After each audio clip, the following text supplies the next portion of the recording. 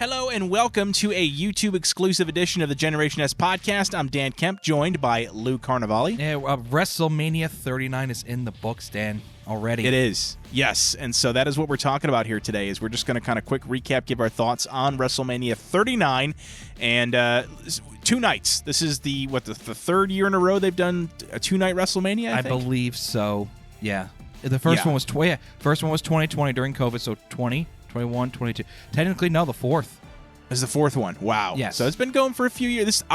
This is the first Wrestlemania I have watched since you and I watched Wrestlemania in college. Yeah, I think the network makes it easier for that to be done, but things might be changing. Well, and you know, we'll probably cover that in a different podcast here, a different podcast episode. But today we are just giving our thoughts on WrestleMania 39.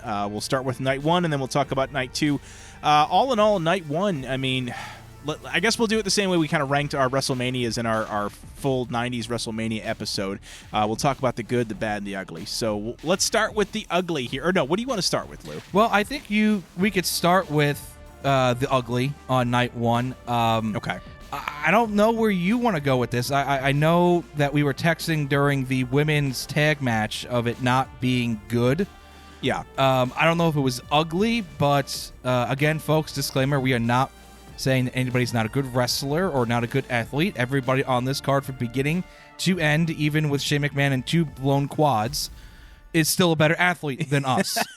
But yes. Man, did Lita look rough in that match. You know, and that's the thing. Yeah, I want to preface this with, like, the woman is 47 years old, I think, and neck surgery.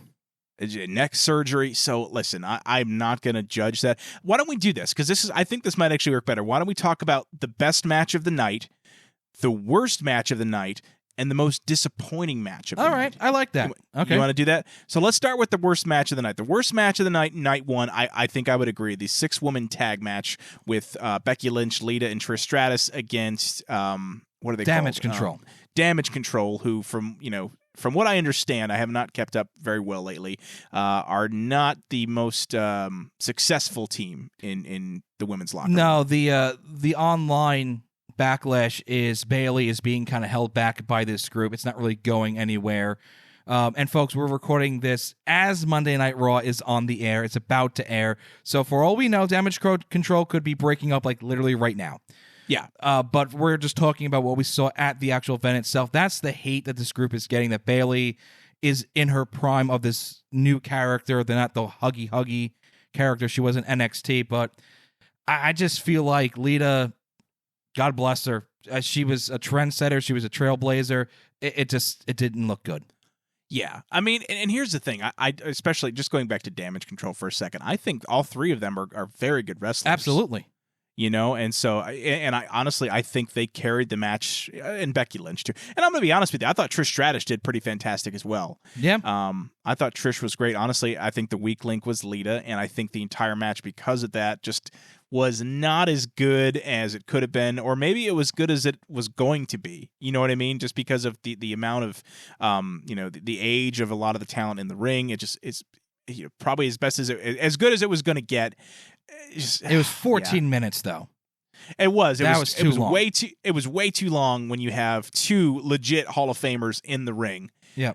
Competing actively for the match. So yeah, I agree. So that match was 14 minutes 40 seconds. The high spot fest of all the men's like fatal 4-way tag team match was 8 minutes and 30 seconds. Those need to be flip-flopped. Yeah, and listen, that's not... I want to talk about that one as well. That is not my best match of the night. It's not my disappointing match, but that was a great match. It was. I really enjoyed that fatal 4-way tag. It did exactly what it needed to do. All right, so I think, yeah, so we agree. The worst match on the card was the women's 6-person tag match, we'll call it. Yep. What would you say was the best match of night 1? Oh my goodness. Because there was a lot. Night 1 was fantastic. I think it was Rhea Ripley and Charlotte Flair.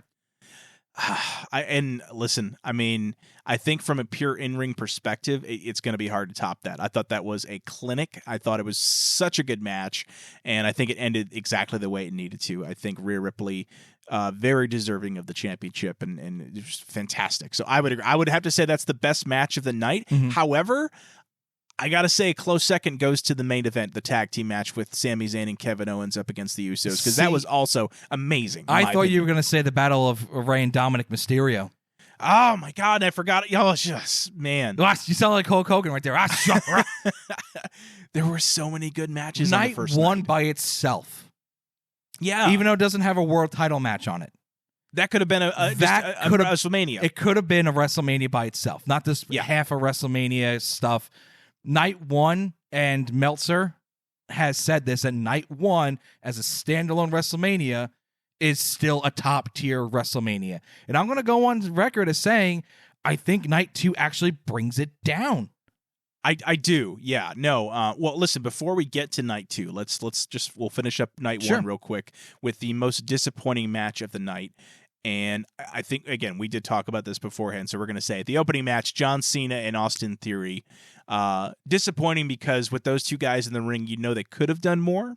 Yep. But I understand why they didn't want to take too many risks. Exactly. There was no big bumps by Cena, and nor should there be. He's not even a part-time guy. He's a special attraction at this point. Maybe even that's a stretch to say he's a special attraction. He doesn't need to come back. He does it for a variety of different reasons, to put over the next guy, a favor to the company, for Make-A-Wish, for whatever reason.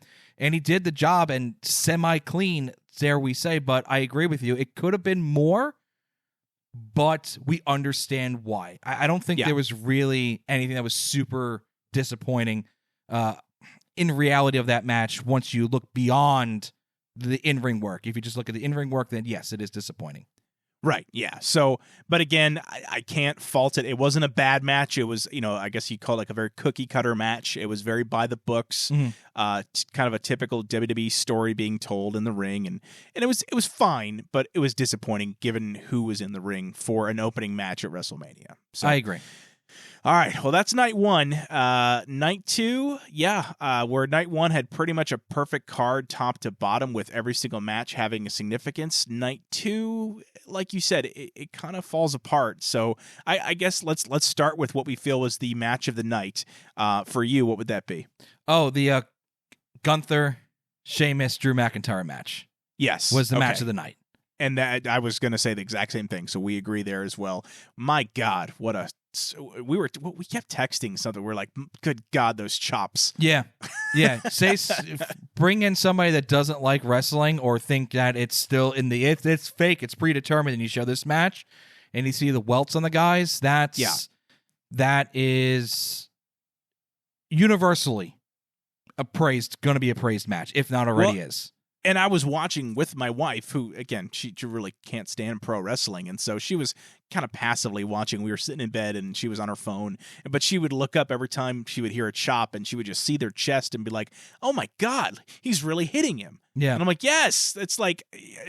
So anyway, oh, my God, what a slugfest. It wasn't even a technical spectacle. Like on paper, it's not a technical, achievement, whatever you want to call it. It wasn't a clinic like you'd see like a Bret Hart versus Shawn Michaels. But my God, it was fun to watch. It was hard hitting, and it felt like a New Japan match. That's what I had meant. Yeah, if you recall, I texted you like this feels like a New Japan type strong style match. Yeah, and it was fantastic, and I'm so glad to see Gunther come out on top because he is, let's be honest, he's the best Intercontinental Champion in the last 20, I'd say almost 30 years, let's be honest. I think he's the longest rating champion, at least I think since 2000, they said.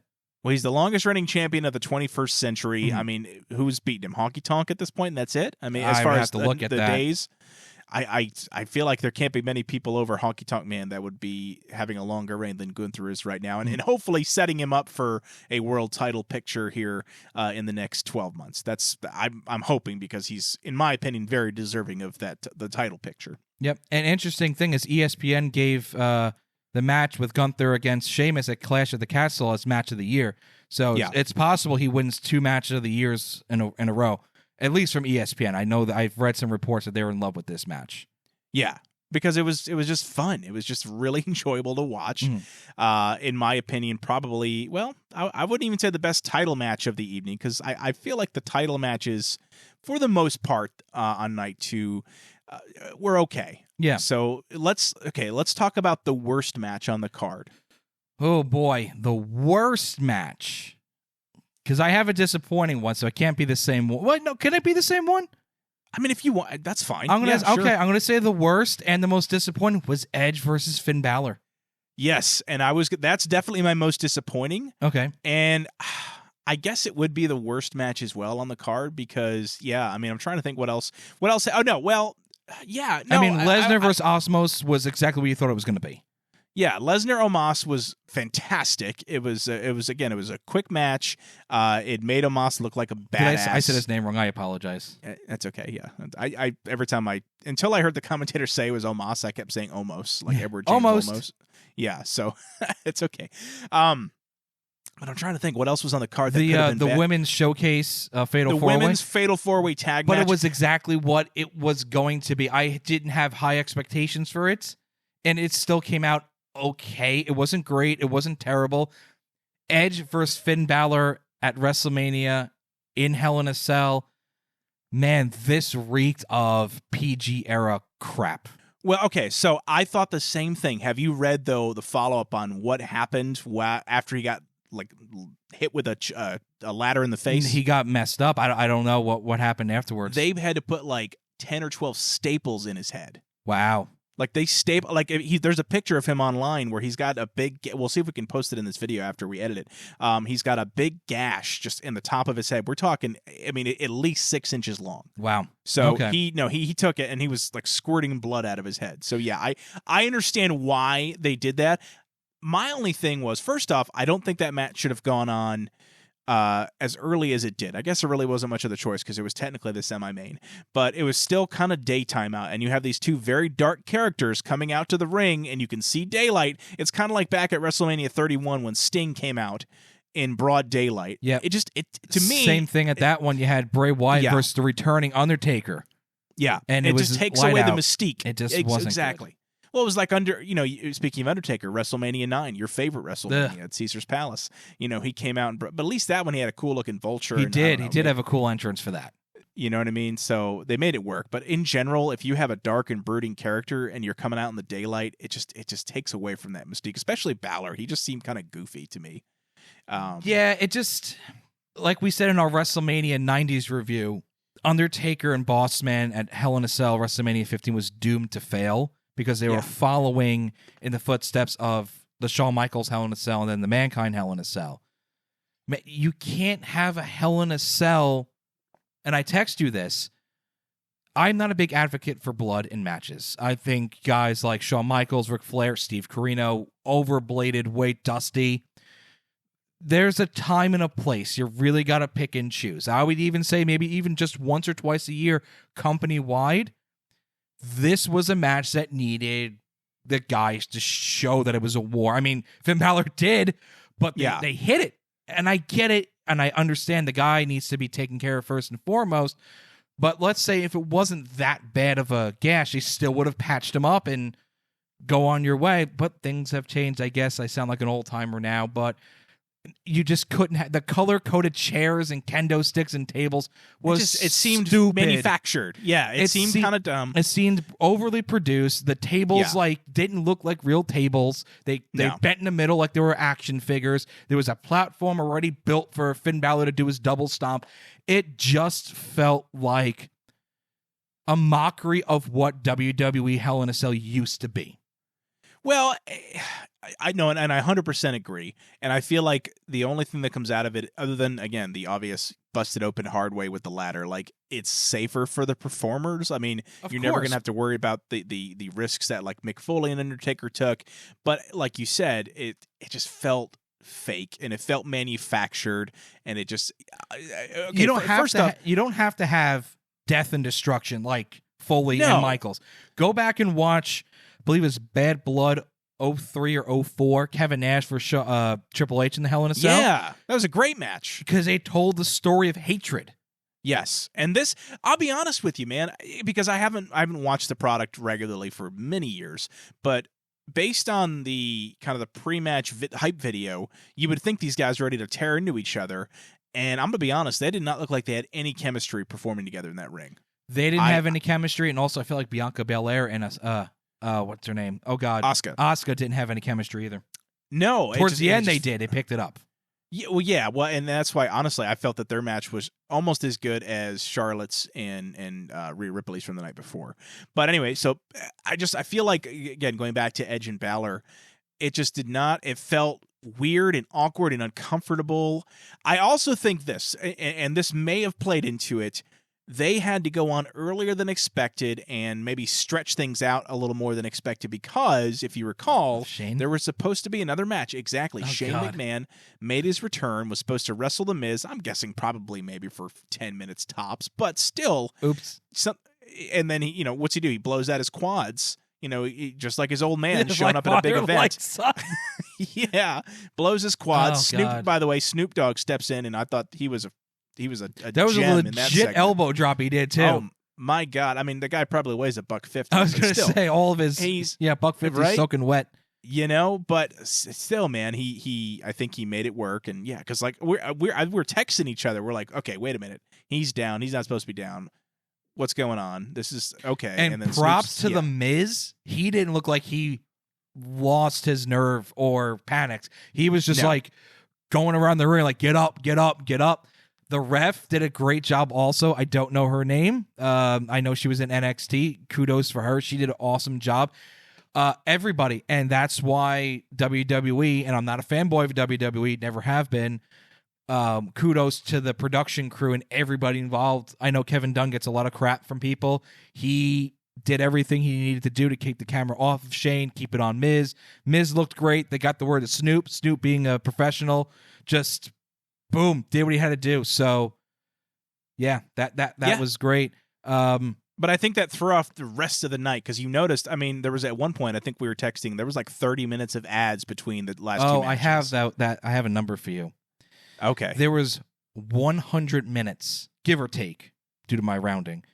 100 minutes of actual in-ring action during WrestleMania Night 2. There were so many ads. Yeah. And then I realized during the Finn Balor Edge match, randomly why the crowd was booing, because they did a wide shot, and then on the jumbo screen, like over the ring, they had the ad that was on TV for the Exorcism movie, and the crowd started to boo. Well, because that threw me off. I was like, wait a minute. So they had this, because I wanted to mention that too, because like you had the start of what looked like Edge's entrance, and then they jumped to the ad for this movie with Russell Crowe. I'm like, wait a second, what's going on? And then it goes back to his entrance. It was very jarring. And dude, I tell you what, man, I have never seen ads that, like, because we didn't talk about that. Oh, I'm sorry. That was my Mike's Hard Lemonade. I spilled it on my Cinnamon Toast Crunch. Oh my God, there were so many ads. It's either going to get much worse or much better. It was so obnoxious. Like, it's one thing, like, what was it? A few months back, you had that pitch black Mountain Dew match. Okay, whatever. It felt like every single match had a sponsor, and not only that, but like when they walked to the ring, their entrance name graphic tag. had like the sponsor all over it. Like, I feel like there's no other sporting event that has that much product placement. Nobody in their does ads. that. Because, I mean, listen, there's ads in every major sport. I get it. This felt like the Super Bowl like everything wrong about the Super Bowl happened at WrestleMania. Whereas the Super Bowl, it felt like, okay, like the ads kind of worked around the Super Bowl. It felt like WWE was working their product around the ads at times. Yeah. And that's wrong. Well, that's not what you're supposed to do. I agree with that. And some people may not have liked that. And some people may have not liked the main event. You want to touch on that before we wrap it up? I do, because honestly, I loved it. I thought it was a fantastic match. I was so disappointed in the ending, but at the same time, you loved the whole thing. You texted. You're like, I want Roman to win. I want Roman to win. I don't want Cody getting the title. I don't think Cody needs the title. And here's the reason why. Go into the business for a second. Cody feuded with Roman for how many months? No, 2. I mean, not even. They didn't get physical till WrestleMania. There was no chase for Cody Rhodes, and anybody that says that doesn't understand wrestling. I'm sorry, I'm going to say I know a good amount about wrestling, but watching it my entire freaking life, I'm going to go into it for a moment. There was no chase by Cody Rhodes. He came in, he had a feud with Seth Rollins, and he got injured. Comes back, gets handed number 30 at the Royal Rumble. I am super surprised the crowd did not turn on him, because when you pick somebody to be your top guy and you make it known, like they did with Roman Reigns when the Shield broke, usually the crowd turns on you. They didn't with Cody. To me, the only reason why is, number one, his dad. Number two, he was gone. He went to AEW. He's still an outsider. I think this run, probably to SummerSlam, is going to be the real test. Is the crowd still going to be behind Cody Rhodes up until SummerSlam? If they are, then they're going to give him the title. If not, maybe not.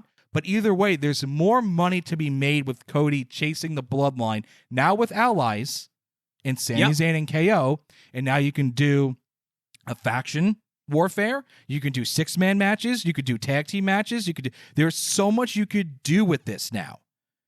If Cody won, and let's face it, when Roman loses eventually, he's going to go away for a little bit. So he has to. He has to. So if he wins at SummerSlam, you're going to get 5 or 6 months worth of storyline, and he's going to win. Roman will go away and probably come back and win the Rumble, and you have Cody versus Roman number 2. That's the first thing. Is there anything you want to chime in about that? No, I now that I've had, I guess it's been almost 24 hours since I watched it happen. I'm not gonna lie, I went to bed really pissed off. So which I guess, job well done. Like, they told a story and I actually was invested in it, having not really watched wrestling consistently, again, for over a decade. And yet I knew enough about this going into it, I really want Cody to win. Why did you want Cody to win? I don't know. I think it's because I just wanted Roman to lose. That means maybe Roman's doing his job then. And I think it's exactly right. And so, but then again, you watched. I tell you what, I really wanted Cody to win was when he came out to the ring and he went over and he hugged his baby daughter and he gave the belt to -1. That was awesome. That was awesome and a nice move by WWE. I don't think any AEW has anything to do with it, but I'm sure if they wanted to put up a stink, they could have. And that just shows good by both. Yeah, well, and that's the thing is you see it and it's like, man, he's just a good dude. He deserves this. You know what I mean? Like he's been very likable and not manufactured. I don't know. I really you didn't watch him. For him. You didn't watch him in AEW though, did you? Yeah, watch Cody be cringy. He's so nice and thinks he could solve all the world's problems. Legitimately solve the world's problems in some of his AEW promos, and that's why the crowd went, "Oh God, okay, enough."